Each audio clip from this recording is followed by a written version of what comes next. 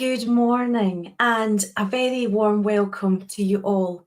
Now, I'm saying good morning here because I'm in the UK, but good afternoon, good evening, wherever you are watching this in this beautiful world of ours. You're very, very welcome. Whether you're watching the live with us now or whether you're watching one of the replays, know that you are so welcome and so loved. So it is an absolute pleasure and an honour to share some time with you all this day of Advent. Can you believe it's December already? You know, I remember being told as a child, and I'm sure you were too, that life just goes so much quicker as you get older. I remember being told that as a child when I was looking forward to Christmas, to Santa coming, or maybe taking a trip somewhere. And isn't it funny that those days when you think weeks were equal to months, if not years? But now, as I look back, just even on this year, 2024, it has flown in, and I'm sure many of you feel the same. Now, in this run-up to Christmas, you will probably be feeling many different emotions. I know there is a time of excitement for many. I know that as we go into shops and stores in our daily life, and you're probably hearing the Christmas music playing while you're there. I think they actually started it a couple of weeks ago. And you think, wow, that time of year already? But there's that feeling, there's that smell in the air sometimes that when you see the bustling, when you see the people getting things ready, the excitement, the preparation, and you almost are transported back to a time, perhaps in childhood, where you felt those feelings of excitement. And isn't it funny how just perhaps a smell or a sound just can take you back, can take your memory back to a place where if you close your eyes and you think about it, and you are right there, seeing it all, feeling it all, perhaps with family, perhaps with loved ones, some that may not be here any longer, that have gone ahead, but are still very much with us, very much loving us and looking after us. So the first week of Advent is all about hope, because this is a time where we are getting ready. We are getting ready for the light to come. Now, I don't know about you, but I'm not really a fan of these dark nights because, as you know, the days are shorter, the nights are longer. And it's almost as if we are cocooned into our homes much quicker, much longer than perhaps we wish to be. But at the same time, this is a very important time of year, not just for the birth of Christ, but that time for us to be still, to reflect. I know many of us may be going through difficult times right now. Life isn't easy, is it? And even if we look back on this year, on 2024, there may be things where you had planned or you had hoped for, but things may have taken a different turn of events. Things could have worked out so differently. Things may have became even better than you had hoped for this year. But also, difficulties may have arisen. You may be going through something right now that is very difficult, very painful.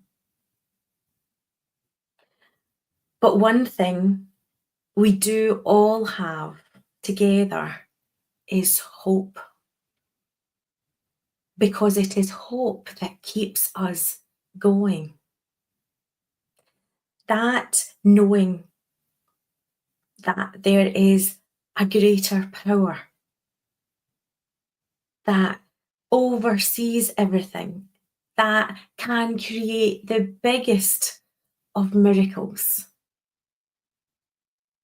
But knowing that that wondrous, magical thing, that presence, that never-ending spirit is within each of us together.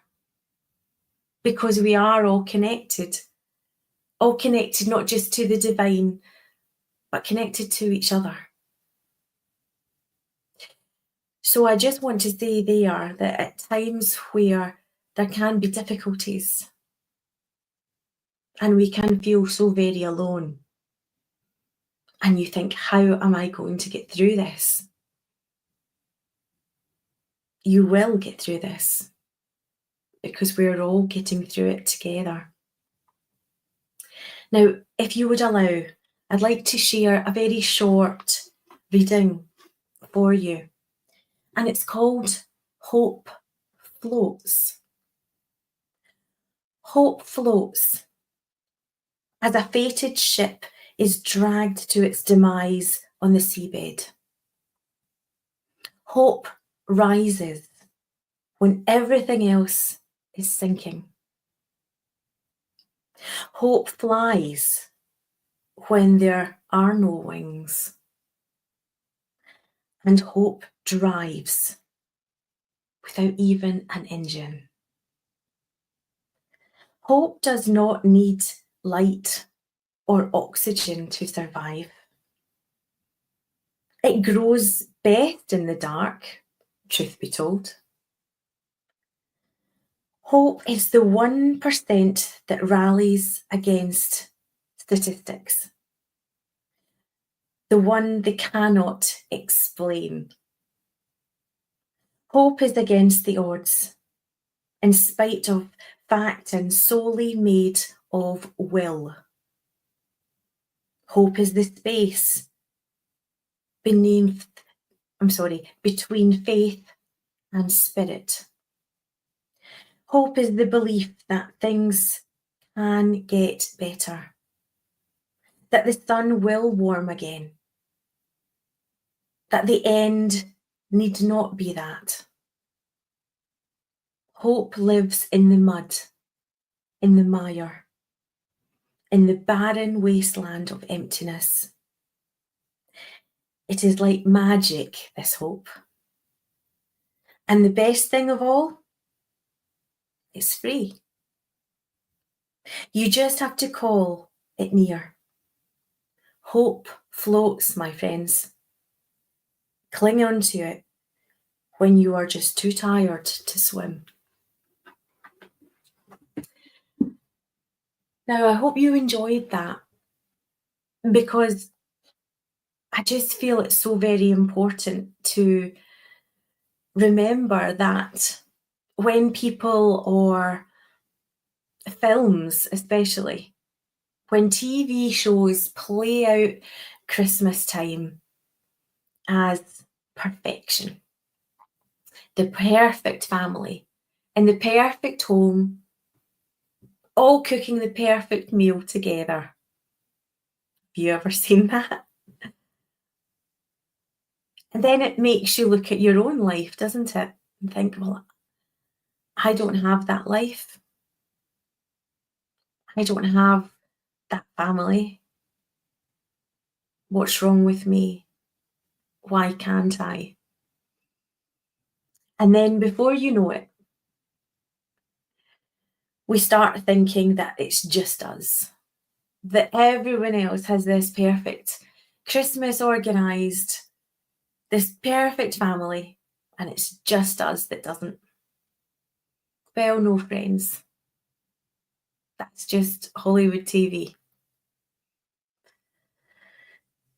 But I think it's important to know and to be very aware that when life is difficult, and perhaps especially when there has been loss, whether it's been loss this year or 20 years ago, you still have those moments of thought, those moments of grief. But that's not a bad thing, because that just shows that you have loved so much. But reflecting on this year and reflecting on our lives, I always think that the biggest power for us is realizing what we have gotten through in the past. Sometimes when you do feel there is no hope, especially through times of darkness, that hope is still burning right inside you. It may be silent at that time, but the hope is there with you, just waiting for you to realize it and to ignite it again. And it will be there, pushing you forward. So as we get ready for this celebration, and as I say, I completely understand we don't all have the perfect families and the perfect celebration times.